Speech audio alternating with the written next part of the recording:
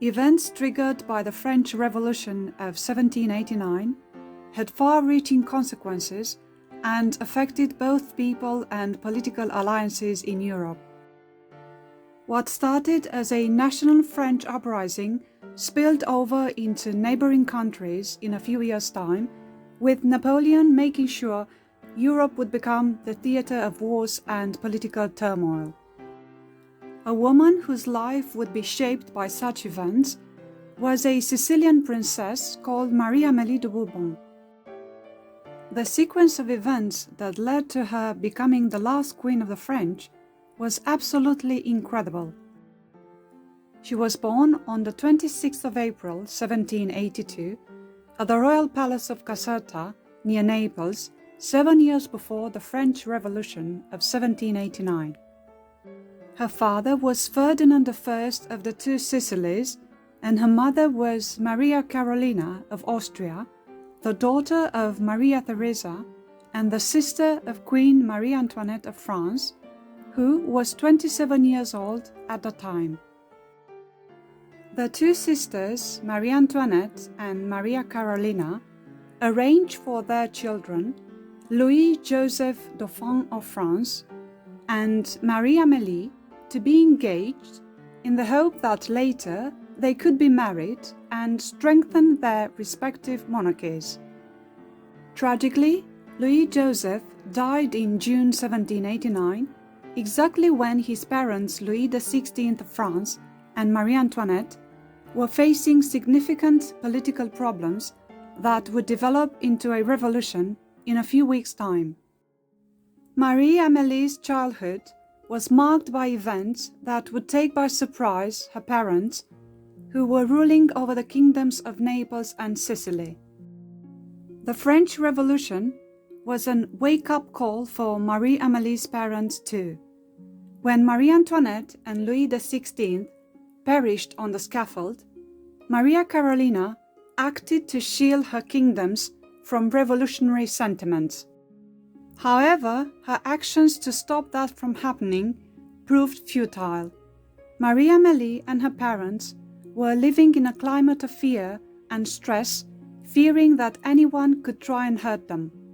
By 1800, the royal family was forced to flee from the unsafe Naples, and Marie-Amélie and her siblings traveled to Vienna with their mother to seek safety. She was 18 years old, and she remained there until she was 20. 2 years later, she came back to Naples, where the royal family hoped they could avoid political problems, but Napoleon thought otherwise, and Marie-Amélie and her family were forced to flee once again. Meanwhile, Louis-Philippe, Duke of Orléans, was looking for a wife. Whilst in Palermo, he met the 24-year-old Marie-Amélie. He was the son of Louis-Philippe II, Duke of Orléans. Louis-Philippe's father was a cousin of Louis XVI and an active supporter of the Revolution, who turned against the king and Marie Antoinette, and he actually voted for the king's execution. So, when Louis-Philippe asked Maria Carolina to give him permission to marry her daughter, she was taken aback.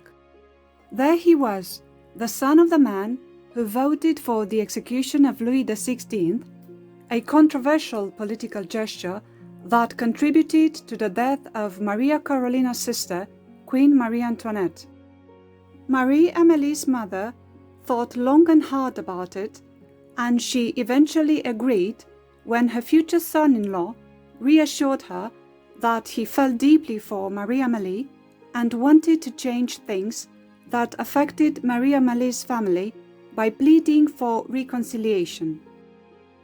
At 27, Marie-Amélie married Louis-Philippe and became Duchess of Orléans. Their first child, Ferdinand, Duke of Orléans, was born a year later. He would be followed by 9 other siblings.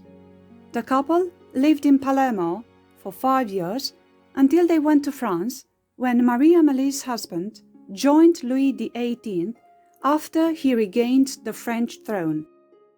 But Napoleon proved to be disruptive by escaping from Elba and returning to regain power in France.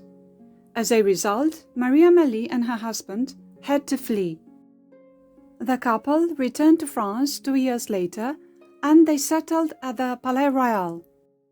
Members of the aristocracy and high society Parisians were frequent visitors, attending social gatherings in their new home. However, mindful of the past events, Marie-Amélie was rather prudent and behaved less ostentatiously than others around her. She liked to keep herself to herself and stayed out of politics. The shadow of the past could not be ignored. When Charles X was forced to abdicate and went into exile, Louis-Philippe became King Louis-Philippe I on the 9th of August 1830, and he received the title of King of the French. She was in tears at the news and emotionally affected by the magnitude of the event in light of what had happened in the past. 37 years after her aunt, Queen Marie Antoinette, had perished on the scaffold, Marie-Amélie became Queen of the French.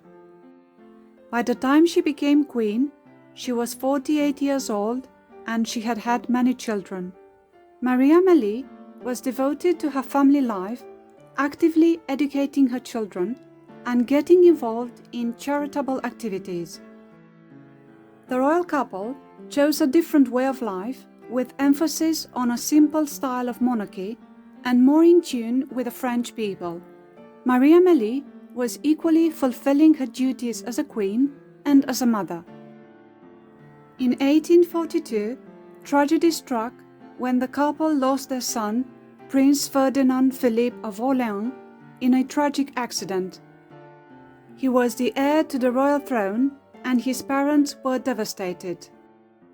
Over the years, the king's popularity started to dwindle, and events triggered by the Revolution of 1848 forced Louis-Philippe to abdicate. Marie-Amélie was actually against such a gesture, believing it was their duty as a royal family to show dignity and retain the crown. After 31 years spent in France, as things started to unravel, the royal family was forced to flee France once again. They had been monarchs in France for 18 years. Louis-Philippe and his wife decided to keep a low profile and chose to travel under different identities out of France. History was repeating itself, and the king had learned the lesson. Marie-Amélie and her husband lived in exile in Great Britain, where Queen Victoria offered them sanctuary. In August 1850, Marie-Amélie lost her husband, and a few months later she lost her daughter, Louise Marie of Orléans. She was the first queen of the Belgians, and she died at the age of only 38. How difficult it must have been for Marie-Amélie. Traumatic events during her childhood, unsettled years after getting married, and sorrowful last years. So many challenges in her life. She surely was a strong woman. She lived 16 more years until her death at the age of 83. To say that her life was eventful is an understatement. Who would have thought that the niece of Queen Marie Antoinette could become one day queen in France, after all the profound political changes that had taken place since the Revolution of 1789. She was incredibly resilient and showed a lot of courage. Marie-Amélie, the last queen of the French, was able to overcome many adversities and painful experiences during her long life, proving she could rise above the testing times she lived through.